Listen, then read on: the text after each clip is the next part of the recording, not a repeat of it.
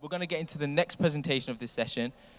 I won't give too long of an introduction, but I just want to invite Andre Nicholson onto the stage to give his presentation on accident or intelligent design. So I just want to introduce Andre to the stage. Thank you, thank you. Let me put a timer on my phone so I don't talk too long.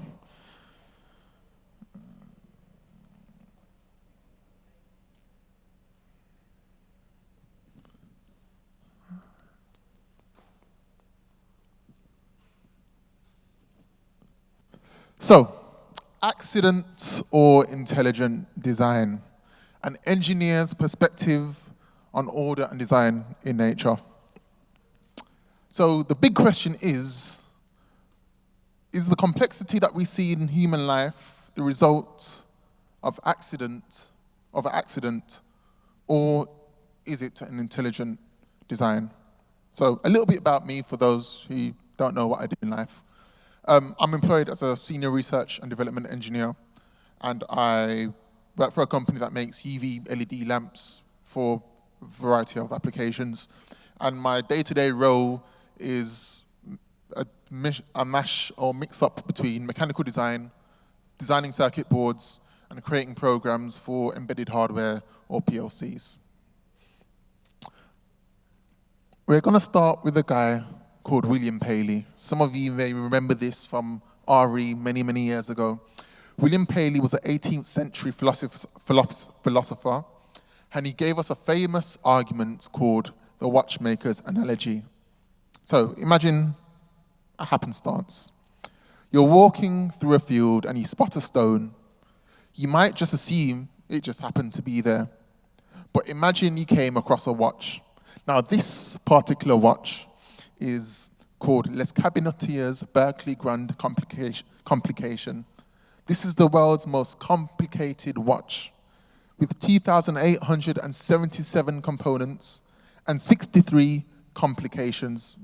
By complications, we would just call it like a variable. And so these are the things that it measures. Time, measurements and regulation, that's 9 variables.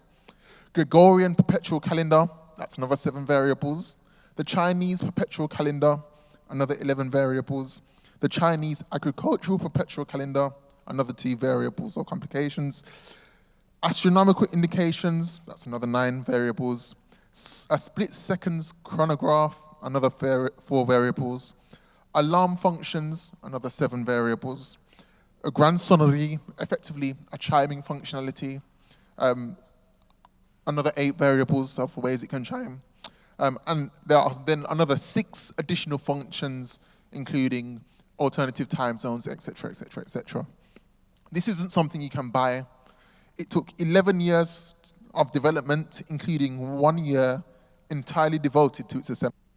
So this is a one-of-a-kind watch that some very rich person commissioned and is worth a fortune. Imagine you were walking in this field and you found this watch with all its gears, springs, and hands, all arranged to keep accurate time. You'd immediately know that it was designed. So Paley argued that nature is the same. The human eye, Dr. Miranda did an excellent job on that earlier. With its cornea, lens, retina, and optic nerve, is far more complex than a watch. If a watch demands a watchmaker, then surely creation points to a creator. Now I'm going to connect this to my day-to-day life. When you design a circuit board, if you misplace a trace or put it in the wrong place, the whole circuit can fail. A microcontroller won't boot up. A communication line won't transmit. A motor won't spin. You will never see a fully functioning PCB and just assume it just happened. Its layout, its routing, its layers point to the engineer behind it. In the same way, biological systems from DNA to ecosystems display order and intentionality, just as design leaves fingerprints on a circuit board, so too does it leave evidence in creation. Michael Behe. So let's have a look at a guy called Michael Behe. Michael Behe is a modern biochemist, and he has a book, which I all recommend you get yourself a copy, called Darwin's Black Box. And in it, he introduces the concept, Dr. Miranda, again, mentioned this earlier, called irreducible complexity. Anybody ever heard of it? Okay. So, I'm going to give you an example. What can you see on the screen? A mousetrap. It has 3 essential parts: a spring, a hammer, and a catch. Each part is essential. If you remove one, it won't work. If you're lucky, the mouse might run past, trip over it, and break its neck. But otherwise, apart from that, no mouses or rats are going to be caught. Behe uses this as an analogy for biological systems. And the example he gives is one called the bacterial flagellum, which, a video is 1,000 words.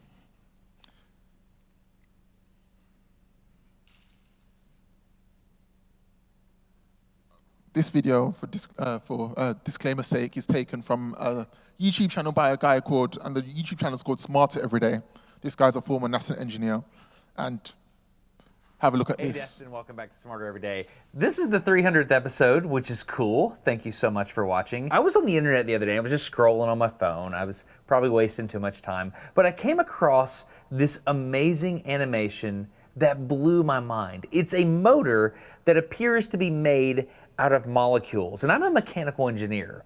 When I saw this thing, I was like, that's a motor. Like, that's a spinny thing that has a power source. It has an axle of some sort, and it is moving. Furthermore, this one, I have a little switch here, can reverse directions, which is amazing. So I thought, I've got to get to the bottom of this, because the implications for a biomechanical motor are insane. Now, specifically, the thing this is called a flagellar motor. You may have heard of the flagellum on the back of sperm or on bacteria. That's what this is. A flagellum is that whippy thing in the single cellular organism that helps provide locomotion, but I've never thought about that thing has to spin, which means it has to have like a shaft it rotates around. It's just, the implications are wild. So the more I got to reading about this flagellar motor, is what it's called, the more I realized this is a really big topic, not only in biomechanics and things like that, but in philosophy. Like, the complexity of a flagellar motor implies many things about the origin of life. And I'm not going to answer that in this video, but it raises questions that people are debating, and they're talking about, how can this be? It's so complex. And well, you don't understand the time involved with how this came. All this is fascinating. So I just wanted to see it. So to get to the bottom of how this thing is, I decided to go to the researchers that made the image, which is a guy at Vanderbilt University. So today on Smarter Every Day, I did this about a month ago, just got in the car, drove to Vanderbilt, and we're gonna learn about a flagellar motor. Let's go get smarter every day.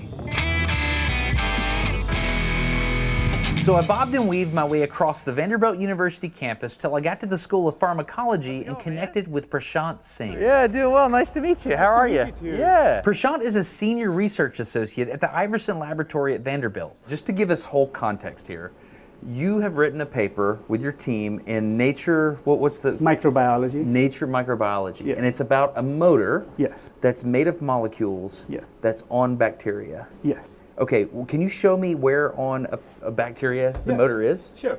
So if you see on the screen here, this is how a bacteria looks like. And the bacteria has 2 membranes. These 2 membranes protects the bacteria from getting disrupted. Or So we're talking about the outer shell of the bacteria. Outer shell of the bacteria. Okay. So if you see here, there will be 2 membranes, the orange and the blue. Now zoom into that. Okay, so it's almost like a submarine. Forgive me, Prashant. I'm going to say a bunch of engineering terms because I'm an engineer. I understand. So it feels like a submarine with the outer hull and then the inner pressure hull. That's correct. My dad was a submariner, so. Was he really? Yeah, he was an Indian Navy submarine, so for 20 years, 15 years, yeah. So this bacteria in my head is kind of like a submarine. Yes. Okay, and is this the propeller of the submarine? That is correct. This is the propeller or the flagella.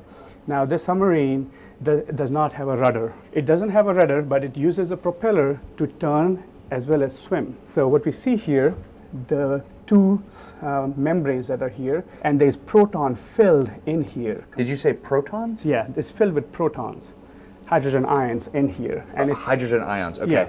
So there are hydrogen ions in here filled, and on the inside here, there's very little hydrogen ion. So there's a gradient. Forgive me, so Yeah. we have to go slow for me. When you say proton, you're meaning an atom that is lacking an electron. Yes, just a proton. It's a hydrogen ion. Okay. So this is high concentration of protons in this region, Okay. and low concentration of proton in the inside of the bacteria. Okay. So now protons, every time there's a gradient, for example, there's a dam, water is up there, and there's less water, there's a gradient, energy can be generated, or it could be used, that potential energy could be used to kinetic energy and generate. So there's a potential difference of electrochemical force of some sort. Yes. Okay. So that's the gradient that this motor uses to turn itself. So what happens is, if you see here, this flagella, which is the propeller, is connected to a motor system. How does it know when to turn the motor on? There are sensors on the outside of the bacteria. So once it knows that there's a threat or there's more energy near me, it senses that, it gets a chemical signal, and there's a cascade of signals that go through, and one of the protein well known for this is called KY, C-H-E and Y, capital Y, KY. So the moment it senses that I need to run away from this location or I want to go to a different location, that protein comes and binds to it. And it encourages the motor to turn in clockwise direction. Okay, so we need to talk about what you just said. Yeah. Because you just created a coordinate system inside the bacteria. And the bacteria, yeah. You put sensors on the outside of the bacteria. Well, it already exists. Yeah. Okay, there are sensors on the outside of the bacteria. Yeah. Somehow the bacteria knows where a sensor is triggered, and it knows how to trigger what motor on what side of the bacteria. Yes, and to how to turn it. And which direction to turn it? Which direction? So that particular protein will make it go in clockwise. So this is clockwise direction. Okay. When it is not attached to it, it will go in counterclockwise. So the default motion is counterclockwise. When the motor turns counterclockwise, You say counterclockwise from which direction? from this direction. From the from the tail, outside. the outside. Okay. Yeah. So counterclockwise would be this. Okay. And when the motor is running in counterclockwise, the bacteria will swim forward. So like it's just the boat goes straight. And that has to do with the shape of if I were to design this, Yeah. I would say that would have to do with the shape of the impeller. So the tail? Yes. The way the flagella is made is like a whip. So when it starts rotating, it thrusts, the force goes backwards and it moves it forward. Okay. Now, you would think that it would also do the same thing when it's going in the opposite direction, right? Yeah. Now, what happens is when it's going in the counterclockwise, there are multiple flagellas on the bacteria body. All of them start forming a bundle. Yeah. And multiple propellers form into like one big propeller and pushes this straight, and it goes boom, straight. Now, when it has to it senses like there's a danger, I need to stop, I need to reanalyze my situation gradient, I need to test, I need my sensors on and test it again. It turns clockwise. When it does that, the bundle opens up. And when they open up, it just pauses the whole bacteria, and the bacteria starts tumbling all around. Starts floating. 60 yeah. degree. And it no longer has a certain, there's got to be a word Latin in here, taxis. Yeah, chemotaxis. Chemotaxis. Yes, exactly. Okay. So we call this whole process of bacteria's mobility like chemotaxis. It's a chemical signal that allows the bacteria to taxis or move from one place to another. Okay. Everything happens in like milliseconds, and there are some videos that show like bacteria moving from one place to another, and it's just like crashing. It's a biased random walk. And researchers have done this experiment. There's a petri dish, and they put. That's enough. If you want to watch the whole video, Smarter Every Day, and I think, I'll tell you the title of the video later, come and find me. Look at that. Thanks, Uncle Carton. But look at that. You've got a bacteria that is less than 45 nanometers long with a motor which spins at over 100,000 RPM, which is 100% efficient, with sensors that can direct itself towards food or away from danger. And this evolved allegedly. And this is the thing, it's got a double pressured wall for a hole. All those things that are necessary for this to work, if we remove one, it does not work. So let's link this to engineering. In an embedded system, so a circuit board with a microcontroller on it, the microcontroller has to have certain things to function. So you'll need a bootloader, so that basically tells the microcontroller to execute the program. You might need some interrupt service routine, so if you've got something happening on the side and it's sending back the information, it needs to tell the software, you need to stop, handle this, and then go back to what you were doing. You might need, or you will have timers that are running in the background, a hardware clock that basically keeps time, so the program does things according to a certain time. If you remove any one of these things, the system crashes. You cannot run an almost complete program. It won't work. All the necessary constituent parts have to be present, and this is exactly Behe's point. Many living systems cannot be built step by step or by accident because everything has to be present for it to work. Back. My notes. Functionality often requires completeness from the very beginning. So, a random segue, not so random. The complete works of Shakespeare consist of his 37 plays and some poems and some sonnets and some other things.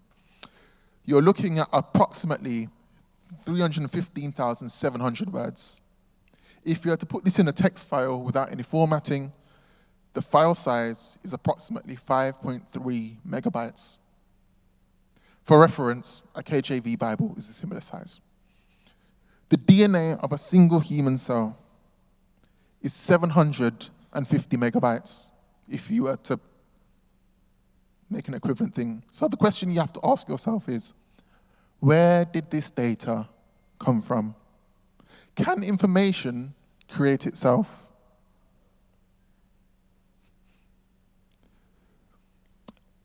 There's something called the infinite monkey theorem. So this is the magic source of evolutionary thought. If it doesn't work, just give it more time. I was tempted to do a demonstration, get some constituent parts and put them in a box and get somebody to shake it and ask you if it's assembled itself yet. But time evaded me. Known as the infinite monkey theorem, this thought experiment has long been used to explain the principles of probability and randomness.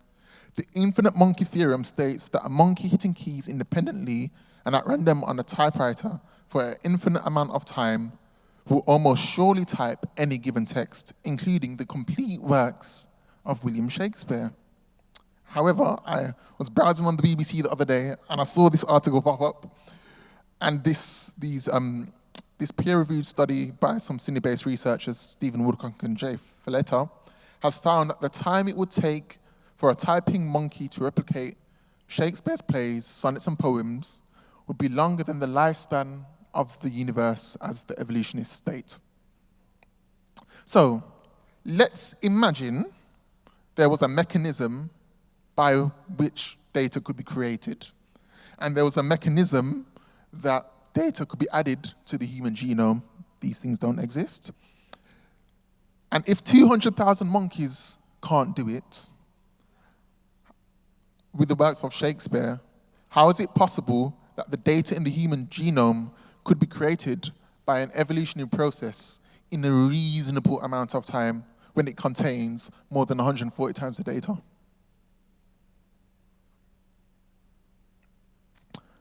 When I step back and I reflect on both Paley's watch and Behe's mousetrap and connect it to my experience as an engineer, PCBs, or circuit boards, require careful planning, things you have to consider: signal integrity, grounding, power distribution, EMC, electromagnetic interference, how will that affect it, or does it give off too much? Impedance, thermal considerations. When we look at the human body, we see highly complex structures and systems, many of which we don't fully understand. And if we were to recreate them, nobody would believe they occurred by accident. Embedded code requires exact syntax. There are many coders, my brother right here. Your syntax, your timing, logical structure, all of those things are required. In biology, DNA is the same. Digital code written in 4 bases instead of 2 or 1s and 0s. If my compiler, so the software I use to write software, is strict about errors, if it's not happy, it's not doing it. Imagine how precise the code of life must be. Fault tolerance. This is another engineering theme. We design systems to survive or handle failures, and you do this with code also. In creation, we see the same redundancy built into our DNA. DNA repair, immune responses, even ecosystems, what we call microevolution, how species and people adapt to different circumstances. When you go in the sun and your skin darkens to protect you from the UV, all of these things are effectively fault tolerancing. So in conclusion, let's return to the question. Is life the result of an accident or intelligent design? William Paley argued that complexity and purpose point towards a designer. Michael Behe showed that many systems are irreducibly complex, requiring all parts from the start. And as an engineer, when I look at both hardware, the human body, and software, the DNA, whether it's or a circuit board, I see clear parallels that point to intentional design, not random accidents. I see these not as coincidences, but as reflections of God's mind as the ultimate engineer. Where we design systems by trial and error and we iterate on them and improve them, creation shows us original designs that are elegant, efficient, and purposeful. When I'm in the lab at work, I use design principles to solve specific problems. But when I look at nature, I don't see problems solved by chance. I see solutions that reflect foresight. I see the fingerprints of God as the master engineer are visible everywhere. From the smallest cell to the complexity of the universe. Thank you very much.